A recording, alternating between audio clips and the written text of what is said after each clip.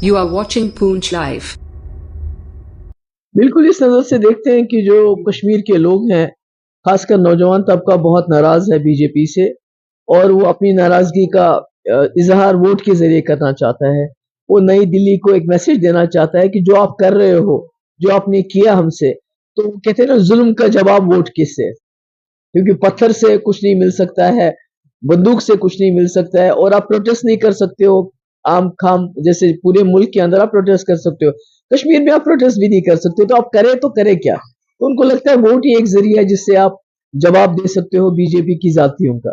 बिल्कुल उसी का जवाब दे रहे हैं जो आपने आपने हमारे साथ किया, जो हमारा जो वादा था इस मुल्क के साथ एक ताल्लुक था, उसको तोड़ दिया आपने, अनकॉन्स्टिट्यूशनली हमसे कोई चीज़ छीनी आपने, तो उसका ये मतलब है कि हम आपसे बहुत नाराज़ हैं और वोट के ज़रिए हम आपकी जितनी भी प्रॉक्सीज़ हैं, जिनको आप सपोर्ट करें, उनको हरा रहे हैं। ये देखिए एक तो फतवा चल रहे हैं, जो एक जमात है वो फतवा दे रही है लोगों को कि भई अगर आपने मज़हबी लीडर को अपने पीर को वोट नहीं डाला तो आपको जी आप पे तूफ़ान आएगा, आप पे बहुत ही ज़्यादा बुरा होगा, आपके साथ अल्लाह मियाँ नाराज़ हो जाएँगे, जो बड़ा बिल्कुल गलत बयानिया है।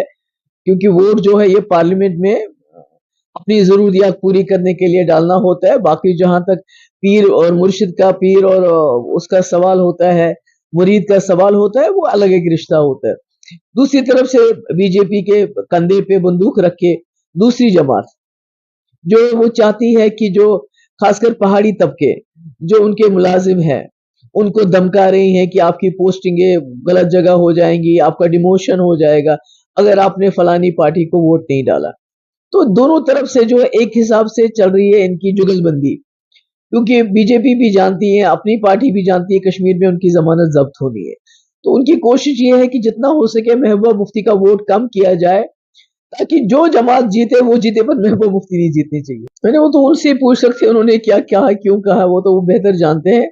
मगर ये ज़रूर है कि आज बीजेपी एक मतलब कि ऐसी पार्टीज़ का इस्तेमाल कर रही है, उनका उनको यूज़ कर रही है कि जिसमें ऐसे लोग भी हैं जिन्होंने जम्मू कश्मीर में जो मिलिटेंसी में हवाला का पैसा आता था, ये आप बखूबी जानते हैं वो कौन डिस्ट्रीब्यूट करता था, जो कश्मीर में लोगों के हाथों में बंदूक दी जाती थी, जो खून खराबा हो गया, जो हमारे नौजवान इतने शहीद हो गए जम्मू कश्मीर के बाहर के, तो उसके लिए पैसा कौन लाता था और कैसे डिस्ट्रीब्यूट करता था मिलिटेंसी को जिंदा रखने के लिए।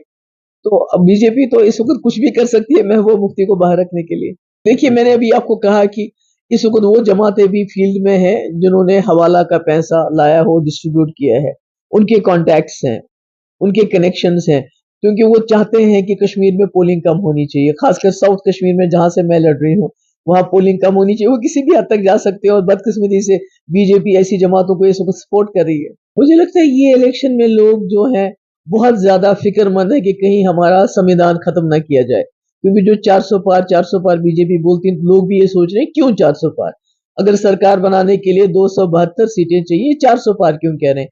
और कई बीजेपी के लीडर्स ने ऐसे स्टेटमेंट भी दिए, कि जब हमारे पास 400 सीटें होंगी तो हम संविधान को बदल देंगे। तो मुझे लगता है वो एक मैसेज चला गया है, उसकी वजह से बीजेपी की सीटें बढ़ने के बजाय कम हो रही हैं।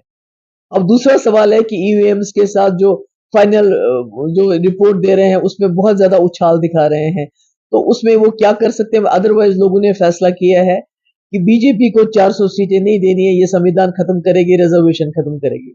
मैं अपील ही कर सकती हूँ यहाँ पीर पंचाल के लोगों के, जो पुंछ है, हवेली है, मेंढर है, सुरनकोट है, हमारा नौशेरा है, राजौरी है, थन्ना मंडी है, इसी तरह जो हमारा बुद्धल है, सब लोगों से मेरी ये गुज़ारिश है कि हम आपसे कोई एहसान का बदला नहीं माँग रहे हैं।